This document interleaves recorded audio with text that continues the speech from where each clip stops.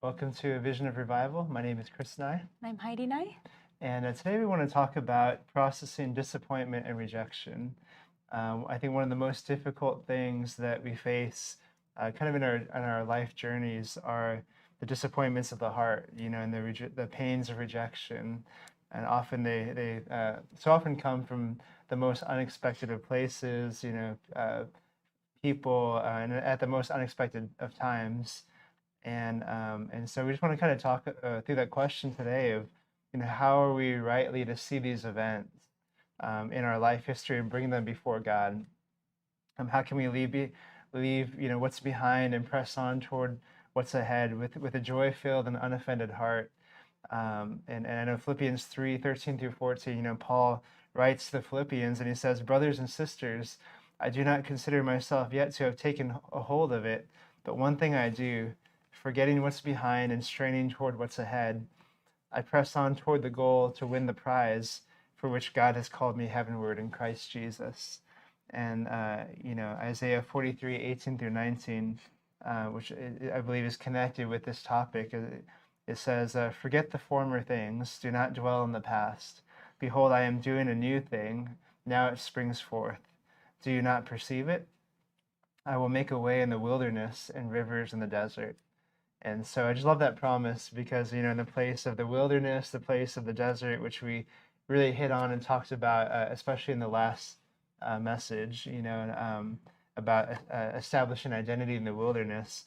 One of the promises in the midst of that is that he's going to bring forth a way in the wilderness and rivers in the desert, that the place of barrenness is going to be a place of life and a place of joy and a place where fruit springs forth from that place, and so we just want to talk a little bit today about processing disappointment and rejection and just the events of life. And, recently we just got back from a family road trip and we got to spend some time with some friends up at a prayer center out in the mountains.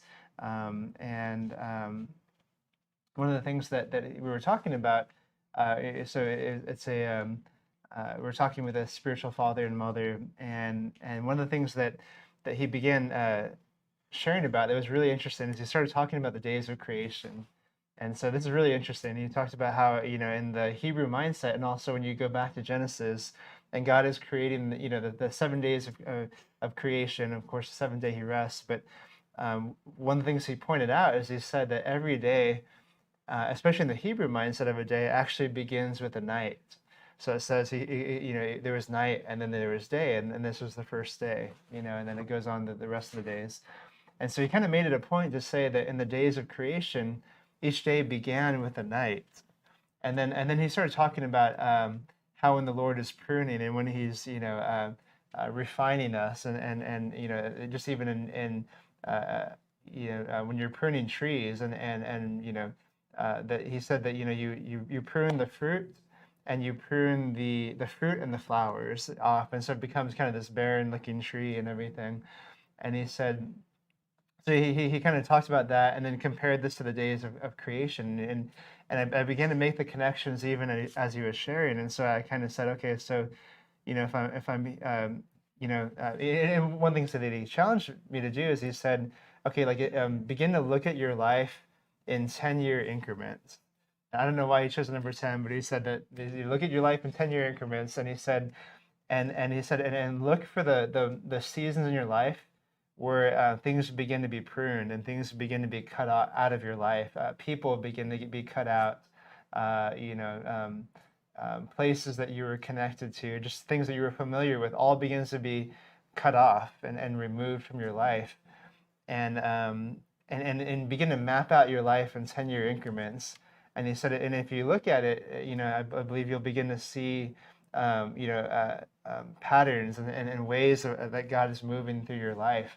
And he said, and take these 10-year increments, and if you could sum it up into one day, what would that day look like? If you could just describe it in a day. And I was like, oh, that's interesting.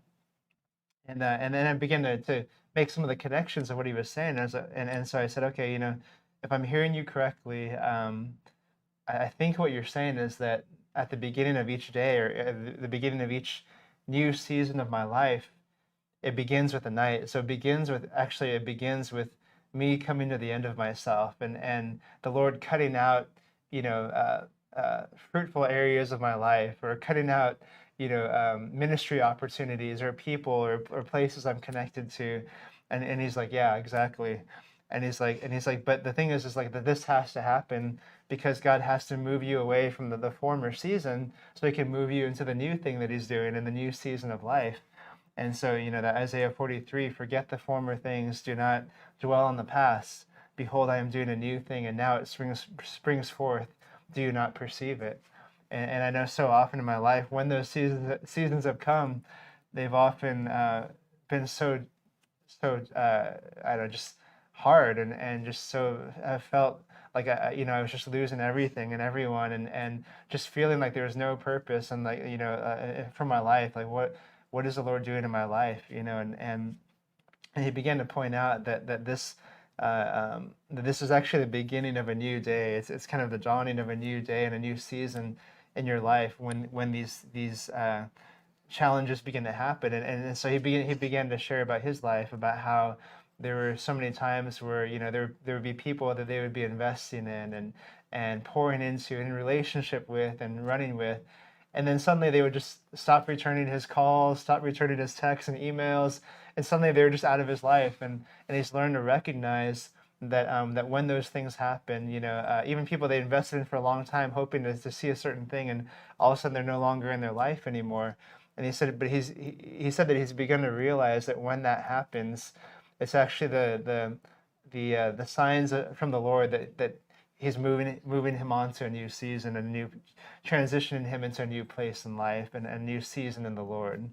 And so I began to map out my life in these 10-year increments. And crazy enough, I began to discover that from the point I first came to know Jesus, it was kind of the Lord bringing me to the end of myself, and then also in the beginning of like of a new walk with Him, and then sure enough, 10 years later, the Lord brings me to the end of myself again, and I'm just dead on the inside. I'm dry. I can't hear His voice. I can't pray. I'm just totally at the end of myself, through circumstantially in my heart, in my spiritual life.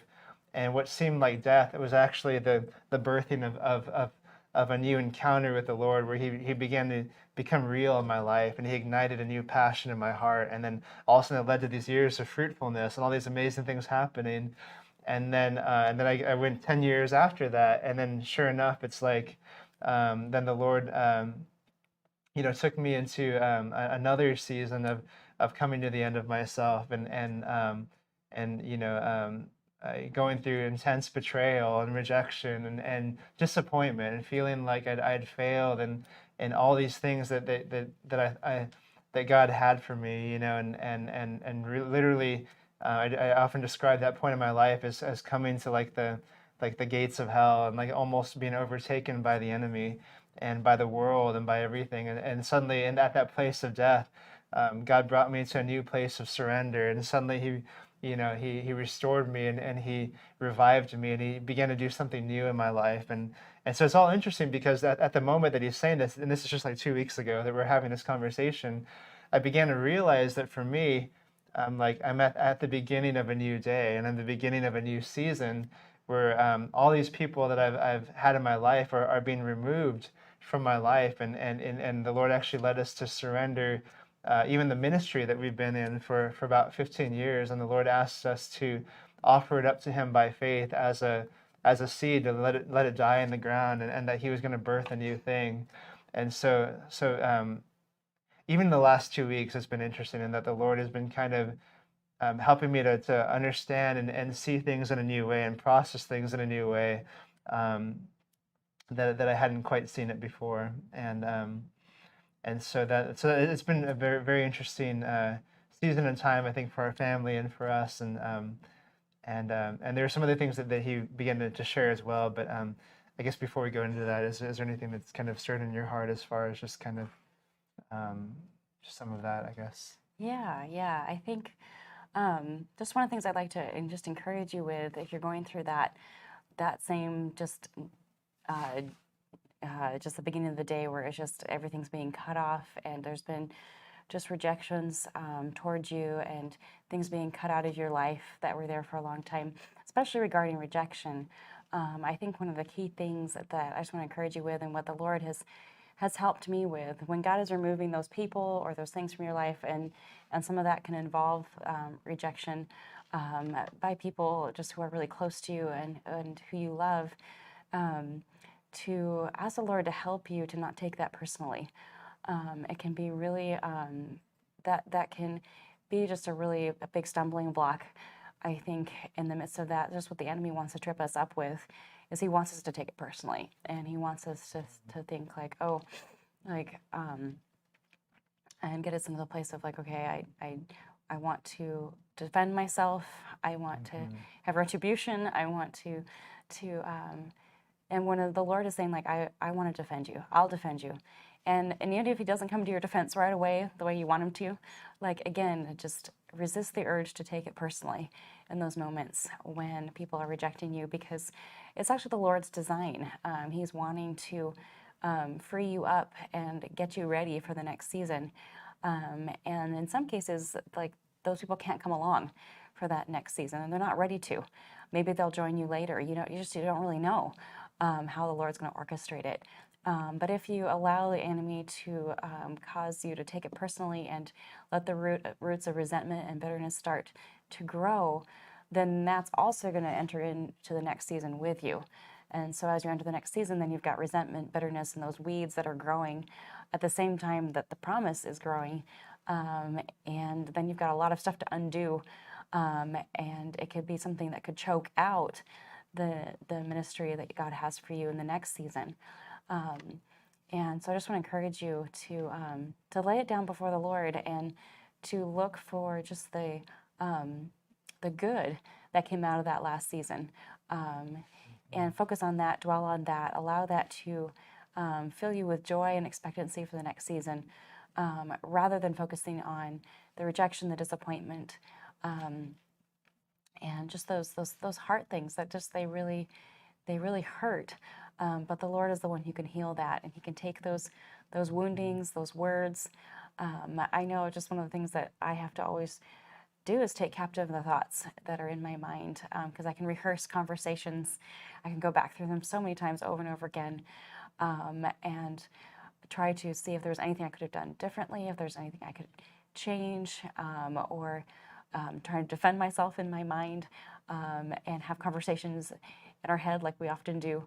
But that's where the Lord wants us to really lay those conversations down and ask him to renew our minds and to give him those hurts, those wounds, and allow him to speak truth into those situations, speak truth over us, but also even just over the person that said those things or did those things. We can allow him to speak, okay, what's the truth about this person? What's their heart? What's really their heart? And then that's how we can perceive those the people that have hurt us.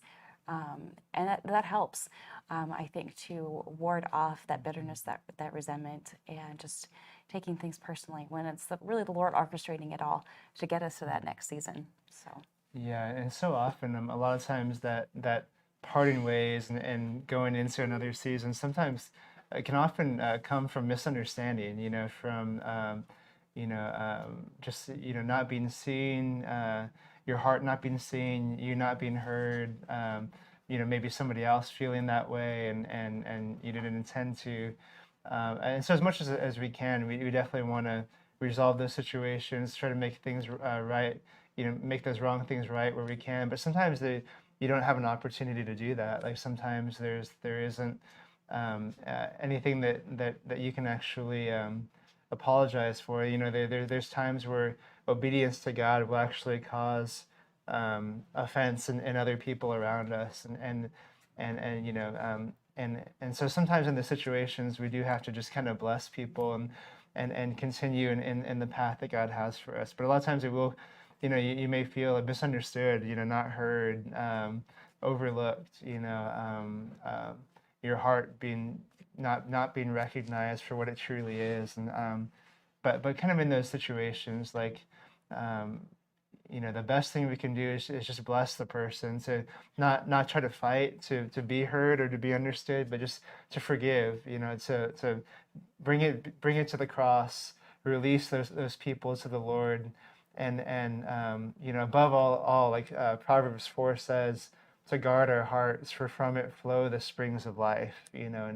And so the most important thing that we can do is to protect and to guard the purity of our hearts, and to maintain a joy-filled and unoffendable heart. Even if we're cursed, we bless. Bless and do not curse. One of the things that the spiritual father was just kind of sharing with us, that when it comes to these seasons, is he said the important thing is not to hold on to any negative thoughts about anyone from previous seasons. And he said, and this is what he shared with us. He said, think about the three most positive things about the other person or the people that you once ran with, and always keep that at the forefront of your mind. And when you think of them, when you see them, just let those things be the thing that dominate, that fill your mind, fill your heart, and bless them when you're away from them. When you talk about them to other people and people bring them up, just to be on guard against using those opportunities to share about the injustice or to share about the hurt or the offense, and instead to bless, and to speak well of them. And he said that even in that it would that he's talked about, there's situations that he'd been in where suddenly a cloud would just lift off of him and even off the other person when he would see them, and then and just start blessing them, and so I think part of it is we want to celebrate what God has done in past seasons, remember that, and then let go of the disappointments, let go of the frustrations, the hurt, and just kind of begin with it with a blank slate, a new canvas, um, and so yeah, I think well, I guess that's pretty much all that I had as far as that. Is there anything that you want to say as far as when it comes to that? Yeah, just continue to bless those that you have run with, or just even the places you've been involved with in past seasons as you're transitioning out, and take time to really pray for them every day if needed, until you're able to come to the place where you're able just to release that to the Lord. I think it's just really necessary to keep our hearts soft before the Lord, because if we don't, we can end up hardening our hearts. And that's really not how we want to enter the next season, with hardened hearts, with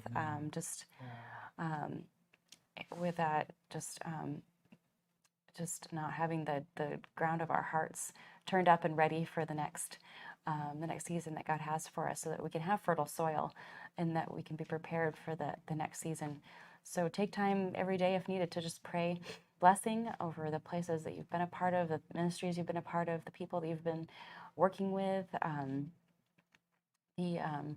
just over the situations and circumstances that even have just caused disappointment and hurt and rejection.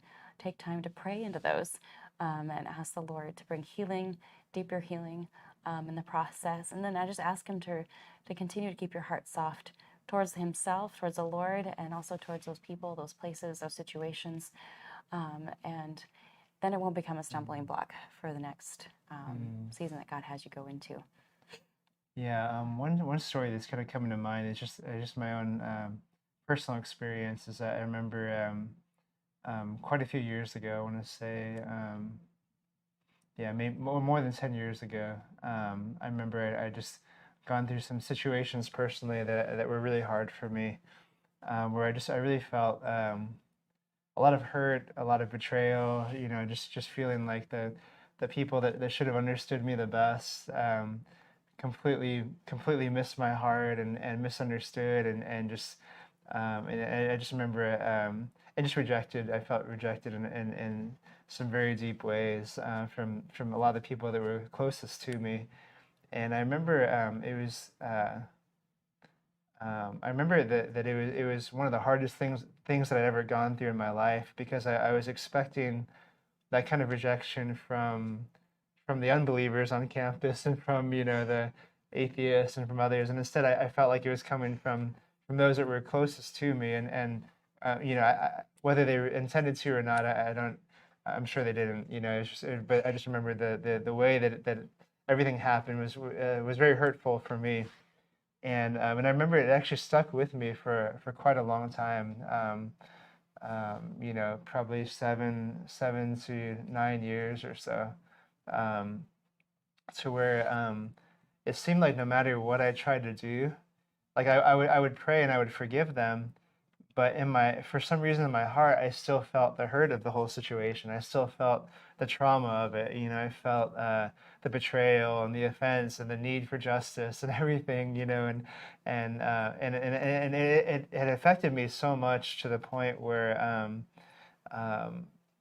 to the point where I felt like I just wasn't going to ever be able to fulfill my call or my purpose or the destiny that God had for me. And so this was actually about a few years into it. And I remember having a conversation with my wife, Heidi, here. And I remember that, her just asking me the question, like, well, what is it that you're looking for? Like, what is it that you need or want them to do? And I said, well, I guess I just want them to acknowledge that they have hurt me. They acknowledge that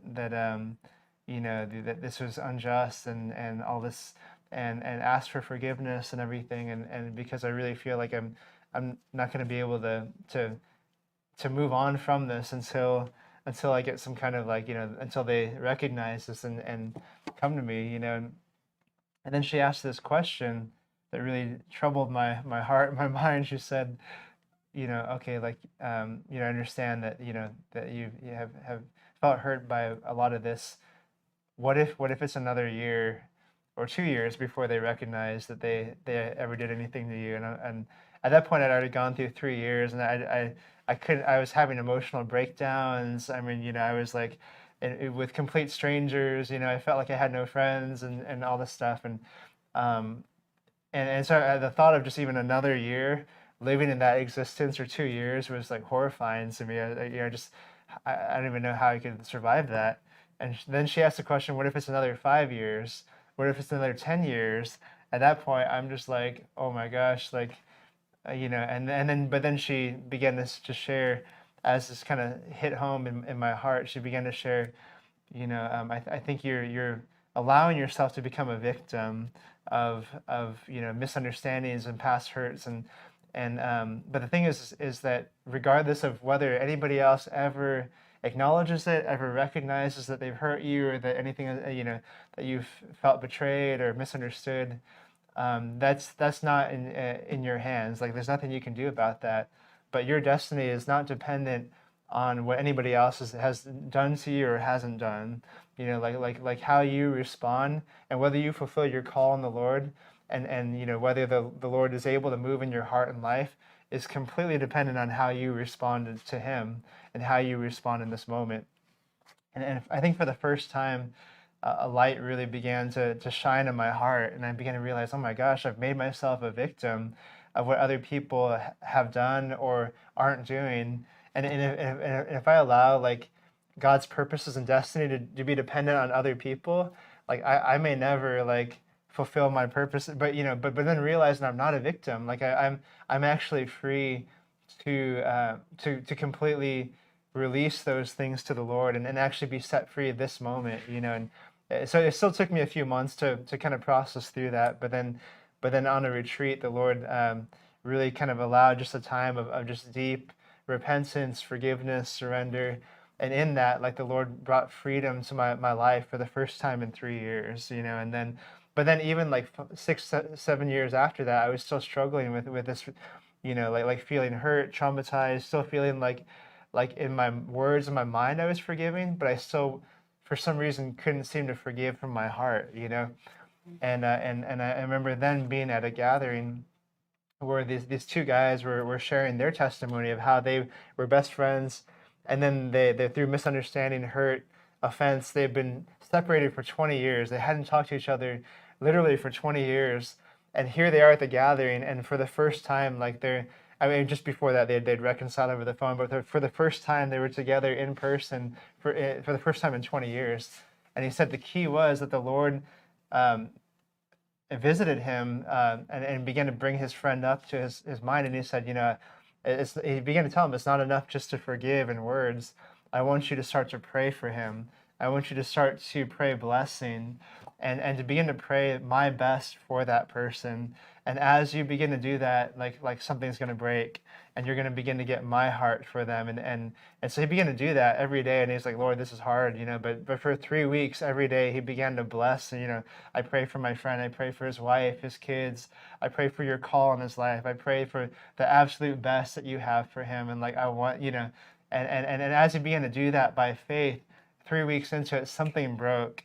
And for the first time, like all the bitterness, everything like lifted off of him, and he was able to truly like forgive and truly find wholeness and freedom. And so then they gave the altar call, and I go up and I'm like, okay, I really think I need this. I've been having trouble forgiving some people in my life, and he's like, okay, this is what you need to do. You need to say, Lord, I forgive. And he names the exact person that I need to forgive, like first name. And I'm just like, and at that point, like the fear of the Lord comes over me, and I'm just like weeping, like, oh my gosh, God knows, sees my heart, he knows. And so I began to pray and bless him. And for the first time in 10, 11 years, the Lord set me free. And then he said, okay, there's more. You got to do it with other people. And I began to do it with other people. And that was the key that for me really broke off, like finally broke off that rejection, that betrayal, that abandonment, that hurt. And I was able to truly see them with the love of Christ for the first time. And since then I've been able to like there hasn't been any traces of what used to weigh my heart down regarding those past situations.